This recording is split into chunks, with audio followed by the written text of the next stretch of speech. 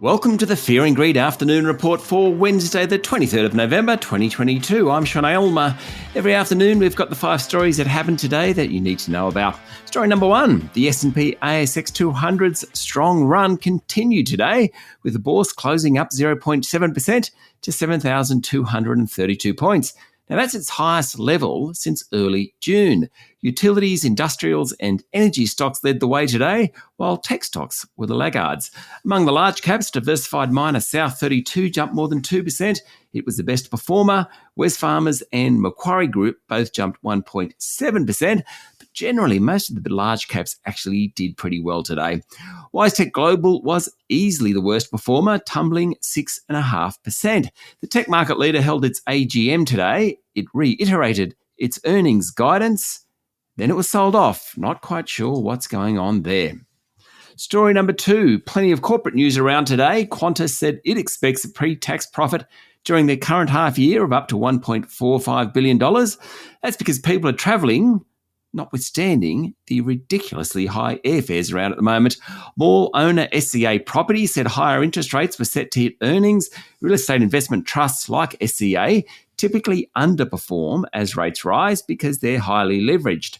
SCA's share price fell 0.7% today. Chalice Mining, it jumped 6.5% after flagging material potential at its 100% owned Julimar nickel copper platinum mine in Western Australia. PolyNovo dropped 9% after completing a $30 million share placement, and shares in Star Entertainment lost nearly 6% following its trading update yesterday.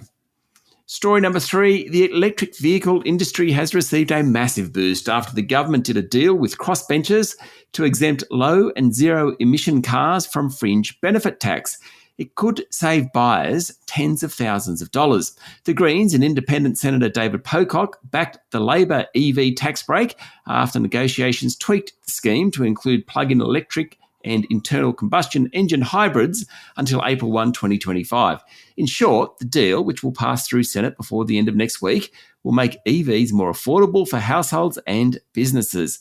Of course, it's part of the government's plan to boost electric vehicle adoption rates in Australia, which are very low by world standards.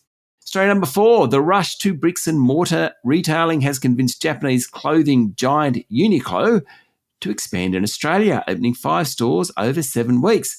It will have 31 outlets across the nation by the beginning of next month. The group began in Australia in 2014. It got hit hard by the COVID pandemic, along with other retailers, but it now believes shop fronts are back in vogue. It will open new stores in Perth, Adelaide, Melbourne, and 2 in Sydney. One of the success stories for Uniqlo so far has been tennis great Roger Federer, who's almost halfway through a 10-year marketing deal with the retailer. Thus far, despite rising interest rates and higher cost of living expenses, retailers have reported little slowdown in consumer spending, Uniqlo being one of those retailers, so it's happy to open up more stores. And finally, story number 5. Wall Street closed at its highest level in 2.5 months this morning, with electronics giant Best Buy's forecasting strong sales ahead of the Christmas holiday season, which of course starts in 2 days' time with the Black Friday sales. Best Buy's share price jumped 13%, and both the broad-based S&P 500 and tech-heavy Nasdaq closed up 1.4%. Also helping were energy stocks after Saudi Arabia said OPEC was sticking with its proposed output cuts.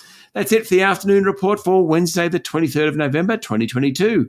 Michael Thompson and I will be back tomorrow morning with the Thursday edition of Fear and Greed. I'm Sean Aylmer. Enjoy your evening.